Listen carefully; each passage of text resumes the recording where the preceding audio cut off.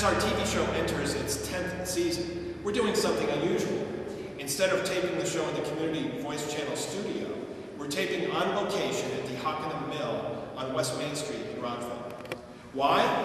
Because there are some very exciting things going on here, as well as in downtown Rockville and throughout the town of Vernon. Joining me to give us an update on economic development in Vernon are Sean Gately, Economic Development Coordinator for the town of Vernon, and Bill Breslau, a member of the Vernon Economic Development Board. Sean and Bill, thanks for being on the show. Thank you. I've had both of you on the show over the years, so it's nice to have you back. First, what do you think about what's going on here at the Hammerfell Mill? It's fantastic. We're grateful that Ken has decided to take this on. It's a lot of work ahead of him. Sure is. But a lot of work is behind him already as well. So. Yeah. And a previous show that we taped that's running last week or next week, he was explaining how the genesis of him getting involved in this really started with you taking him on a tour of various properties in the town. Did he tell you I tried to discourage him? Ken expressed looking for a location for his tech center. We went around, we looked at a variety of properties, commercial and some former industrial. I'm sure as you know, Ken loves making things look new.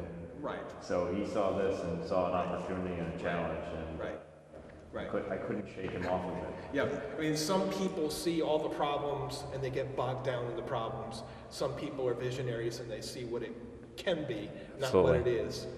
And you need somebody like that. Absolutely, we do. And Bill, you're a longtime resident of this area. What do you think about what's going on here? I think it's amazing. It's especially noteworthy that Ken was able to step right in with his crews and expertise and equipment and begin the renovations. Didn't have to wait necessarily for all the paperwork to get in place. Now, you were familiar with the history of this property in the years before Ken got involved. Could you explain what the situation was? Well, the mill had virtually been abandoned by prior owners, and the town was very concerned. So maybe 15 years ago or so, the town assisted with the creation of a nonprofit. It was called the Hockenham Industrial Development and Venture Corporation. And some concerned citizens volunteered to be on that board, and they took over the running of the mill for a good 6 or 8 years to try to at preserve it. Stabilize it. Stabilize it. Right. We actually were able to increase the number of tenants that were here and sort of held it in place until a person like Ken could come forward. And as we were talking before we started taping, it's almost with Ken coming on the scene, once he got the green light, it was almost like Stafford Motor Speedway. Correct. The start of a race. He just raced in with his crew and his equipment, and he went to it. Well, he had a vision. Right. And he was able to see how his own businesses might flourish here and other businesses. Sure. And it was amazing. Wow. You know, Drew, that people talk about the speed of business and the speed of government and how they're different, but I'm not sure everyone really understands the differences that are involved. There's so many levels of stuff. Yes, stuff, multiple layers of stuff that Ken was able to, and others can just come in and get things done. And that's part of what I'm trying to, even if politicians believe that there's a difference, being able to see it through to action is completely different. Right. I mean, there's an entrepreneurial personality that is sort of distinctive.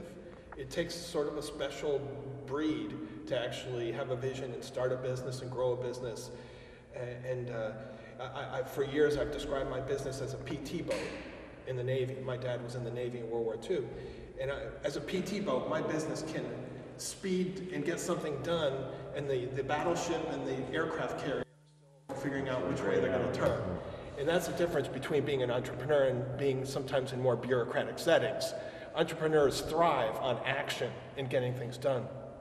Another interesting thing, though, is that there are entrepreneurs that are very good at the back end, the paperwork end, the grant end. Right. You don't see that. Right. The public doesn't get to see it. What happened here was Ken moved in with his construction crews, his construction equipment, and the public got an immediate enthused. Enthused. Because all that bureaucratic stuff is necessary, but the public doesn't see anything that's right. going on. It's all backroom stuff. Sure, sure. So as we migrate from West Main Street in the Hockenham Mill here, where we are today, let's go up West Main to the center of Rockville. We recently had John Diorio with First Alliance Lending on the show. Sean, could you give us a little update? Speaking of things happening that people may not know about behind the scenes, are things still progressing forward on that? Sure. Well, they absolutely are, and as you've seen and you've been airing that, John's a very engaging person, yes. And you watch him and you believe you wanna go help him do whatever he is trying to accomplish. It's a very large project. It's going to proceed a lot slower than anybody wants, but there are multiple steps. But I can tell you that I'm in contact with them at least 3 times a week, talking about their next steps and our next steps, and how we can again speed of business, speed of government, how we can move some of those obstacles that eventually will appear in front of them. But they're doing their diligence. They're trying to speed it up as much as they can, but things do. The wheels There's a of lot progress more moves. back-end preparation in that project, because those buildings are tenanted. Right. You have to take it's not every vacant. Sure. A lot yes. more issues. Sure. And you know, I admire people like Ken and John who even dare to do this, because it would have been so much easier if they just bought a piece of former tobacco field in Windsor, grab the bulldozer, design a nice building from scratch, and have none of the issues. And yet they're willing to roll up their sleeves and even tackle something like this. Absolutely. It's admirable. So as we go from downtown Rockville and we head up past Hammerfell toward the Roosevelt Mill, what's going on there? Well, the Roosevelt Mill, and I think we discussed it in the past, another very, very complicated project. And with these old mills, the end value of the mills, once fully remediated and constructed, doesn't always equal the cost to get that done. So that mill is another example. They want to turn it into 68-unit apartments. In order to do that, they had to attack some historic tax credits. They also needed to find a traditional lender, and then to close that gap in value, they need to get some gap financing. I'm not going to even go into how complicated that is. That's a very simplified version, but they are trying to schedule a closing now with the buyers of the tax credits, the traditional lender, the DECD, which did bond for the money, and a number of other things. And Roosevelt was at the latest, I've been told, we're looking sometime in the spring for a closing. So April, May-ish. Okay. When Sean mentions the difference in value, I think you have to assign some value to the historic component. It's an attempt to preserve something that's deemed worthy historically of preserving. The other thing that you should realize with these mill projects, most of them are built in the center of town. That means that they all have access to sewers, public water. There's a lot of infrastructure that's already in place that makes the sites desirable for, as opposed to more remote sites where you have to worry about how do you get water out there, how do you get sewers out there, that kind of consideration. Sure. And speaking of Hammerfell, what's the current status? I believe that building is technically owned by the town, isn't it? Or it was transferred to that company in Bridgeport? Oh, well, it's Bridgepoint Funding. Right.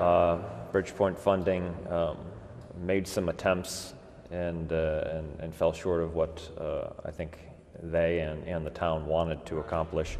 The town does not own it, however, they are in charge of it. they're stepping up to make sure that it doesn't continue to deteriorate, and working to find another use for it. Mm-hmm. Okay.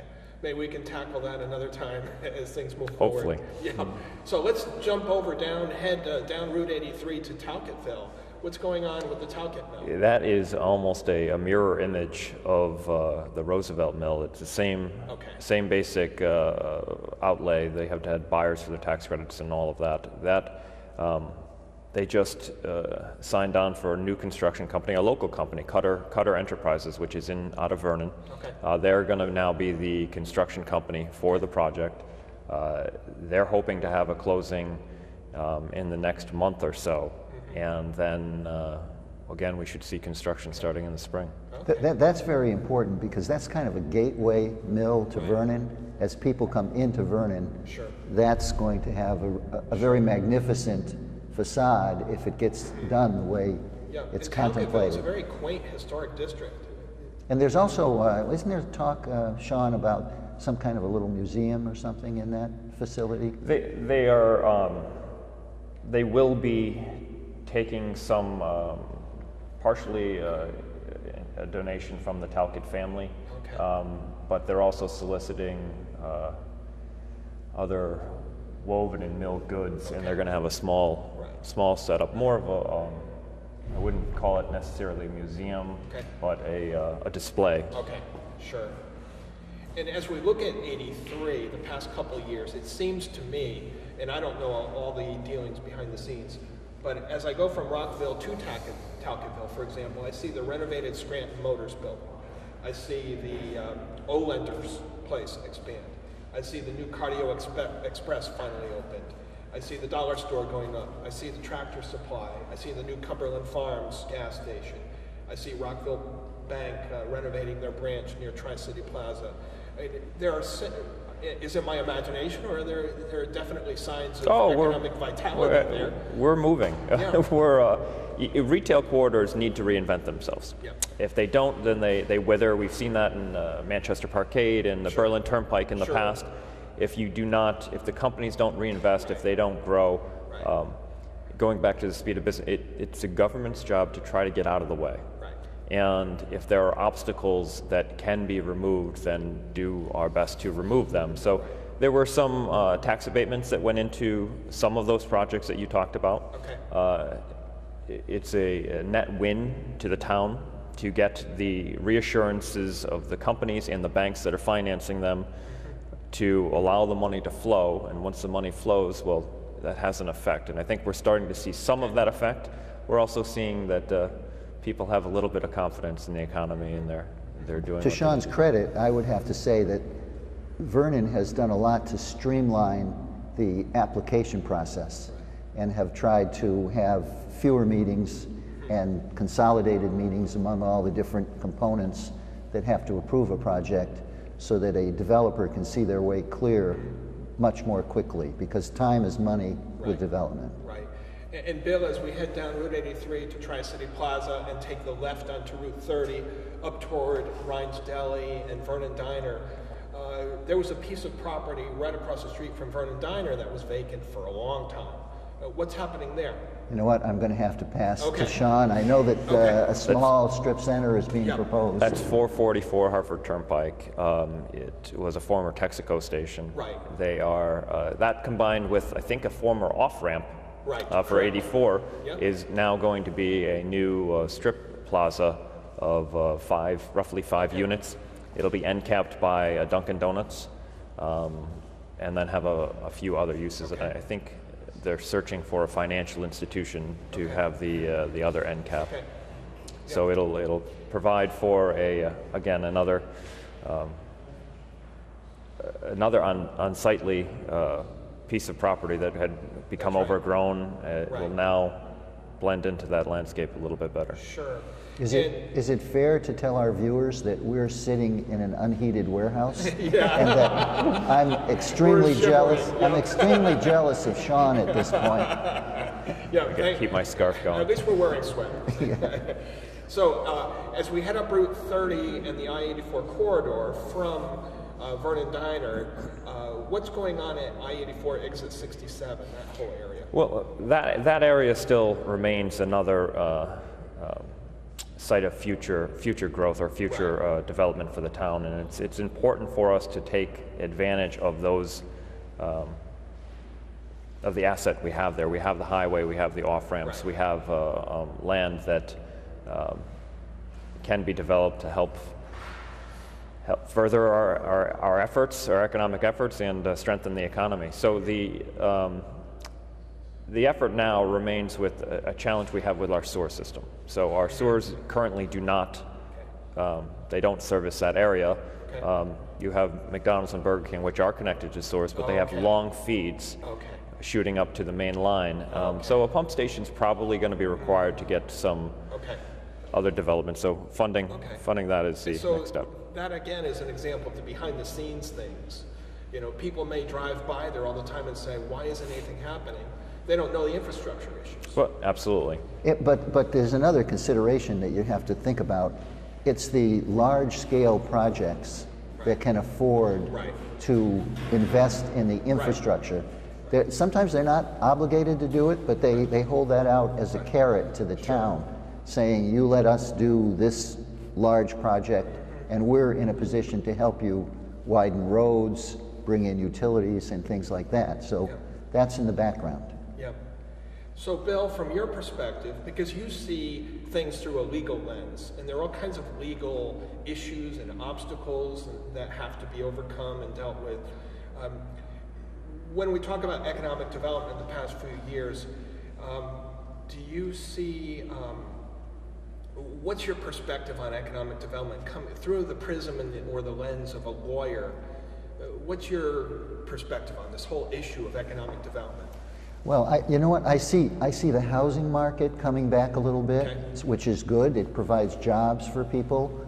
I see developers looking for land to develop. And I think the regulatory process is still a challenge for people.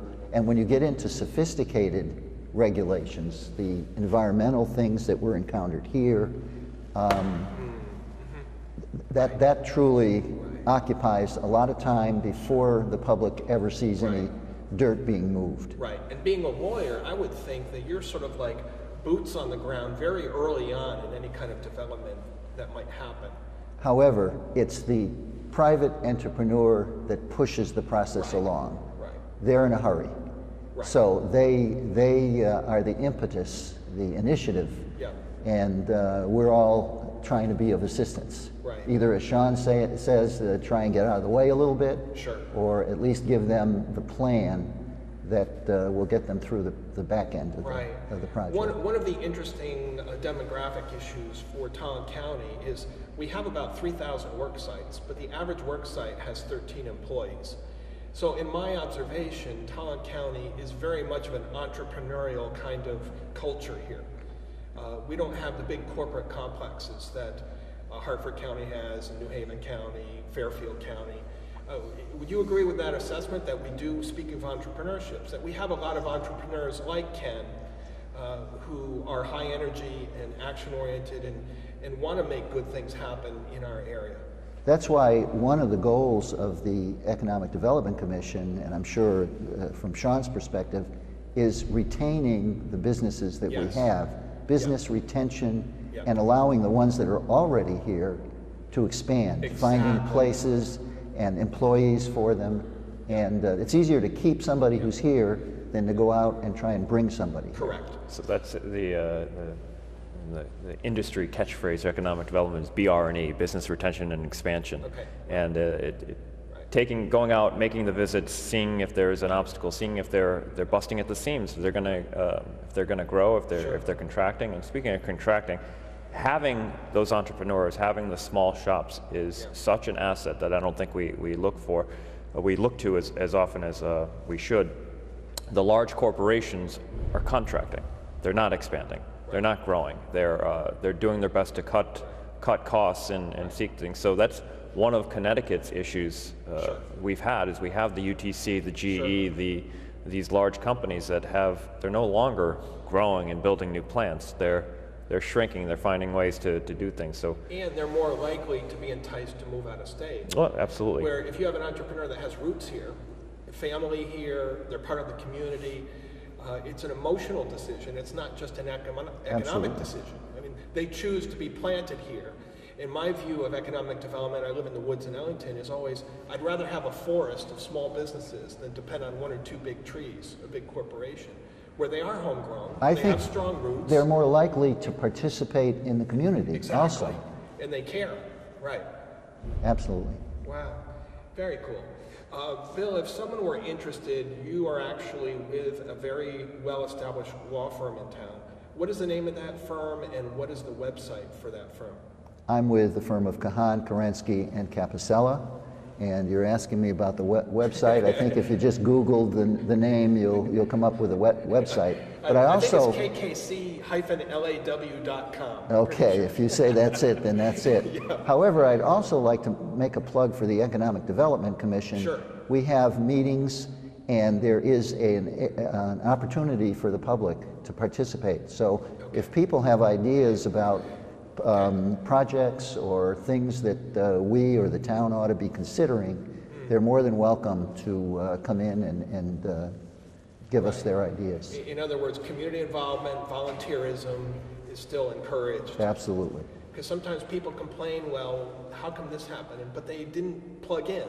They weren't part of the process. Sean, you might want to make a plug for the town website too. Sure. The town website does give people advance notice of things that are about to happen. Absolutely. I mean, part of the statute is to do the proper posting. So it can be found on the website. It can be found in town hall on the bulletin board and obviously newspapers. But if anyone ever has any questions, then they can reach me at the office or via email or even my cell phone. So. Okay. And what is the town website? The town website is www.vernon-ct.gov. Could you repeat that, please?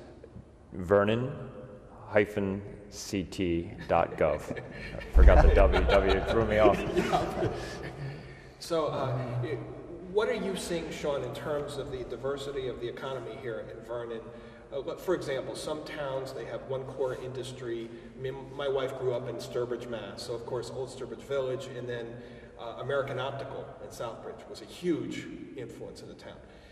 What are you seeing as key industries right now in the town that you see as potential growth areas? You know, I think it's important for us to recognize what we do have, and that's we have the court system here in town. We have the hospital, and especially in Rockville, we have the municipal offices. We have two strong retail corridors that feed off of the regional retail node we have in Manchester and South Windsor. So that is part of our economy. We have a number of small offices that go around, and we need to keep our eyes out on what's trending, to use a Twitter and web phrase. But most recently, I had a company come in, which is a biotech company, and they were looking for office space to plant themselves and hopefully grow those roots that we talked about, where you can get those roots in, and then you can keep that company. And that, I think that speaks to some of the efforts the state has made to Jackson Labs and everything. You have to look at the ripple and how far it goes. I think we are very diversified, which again I'll go. That's an asset that we can build off of. Also. You don't want to put all your eggs in one basket. I'd like to add that we do have other things just beyond our borders that add to the wellness of our community. We've got a major university nearby. Correct. We have access to a mall. We have recreational facilities. We have a rails to trail system that's magnificent. It is. People come from outside to enjoy those. So those are the things we have to plug to make our community grow. Well, even more than plugging, we have to capitalize off of that. We have over 33 miles of trails, and people do come and they do it. If you look at studies of communities that have trails, and they'll do an impact study, and they'll say the average trail walker spends $3 every time they're out on the trail because their business is along the trails.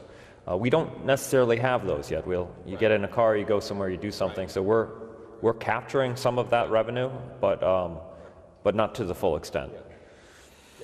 What I love in the Rails to Trails, to me, is an example of creativity. We have these railroad tracks that aren't being used for their original purpose anymore. Think out of the box. What could we do with those? You know, I think of Shelburne Falls, Massachusetts, with the Bridge of Flowers. Whoever came up with that crazy idea of converting a trolley bridge that was obsolete into a bridge of flowers? Look at the frogs. And it's just resurrected that community, and Really? it's such a hotbed of tourism. So why can't we apply all the creativity we have here to reinvent Rockville and turn it into a community that we all dream that it could be? And that it once was. Right. Yeah. That's right. And just to feed off of our location, part of those trails go right in front of this mill. Oh, So really? it's a Rockville loop. There's actually a sign on the front of the mill as you enter this particular entrance that talks about the mill and the history of the mill, and those are throughout the trail. So Right. it dips in and dips out. It's a loop back to the rails to trails. Okay. Excellent. Excellent. Well, it's been great to have you on the show today. Thank you for shivering in the cold here Yes. on site at the Hockenham Mill.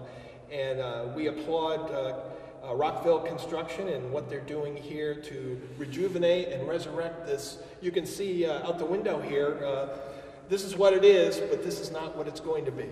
So you can capture the vision that Ken Kaplan has for this place. God willing, 5 years from now, it'll look a lot different. I'm sure it will. I'm sure it will. Please visit our website, TollandCountyEconomy.com. That's TollandCountyEconomy.com. We've been on the air now for over 9 years. We're in our 10th year. And don't forget about the free e-job bank we have. We track local jobs with all the relationships we have in Tolland County and surrounding towns. Every month we track jobs here of all kinds, and there are hundreds of job openings east of the river in Tolland County and surrounding towns. So my dad taught me when I was a kid, where there's a will, there's a way. And there is opportunity out there. It's not all doom and gloom, but you have to work, and you have to go out and get the job, and then be a great employee and do what you're hired to do, and good things can happen. So I encourage you to visit our website, TollandCountyEconomy.com. Be sure to register for the free e-job bank. Another new thing on our website that I'd like to point out is that about 20 of the most recent shows that we've had in recent months and years are now online. So you can watch the show on Thursday nights at 7 o'clock on the Community Voice Channel 5, or you can watch the shows anytime you want, 24/7 online. So if you go to TollandCountyEconomy.com, we have a special page for the shows with a hot link to the videos, so you can watch them. Including the show with John DiOrio with the vision casting for downtown Rockville. It was a really good interview. You get to meet John and what First Alliance Lending is all about and what he envisions for downtown Rockville. I think you'll enjoy that interview. Thanks for tuning in, and we'll see you next week.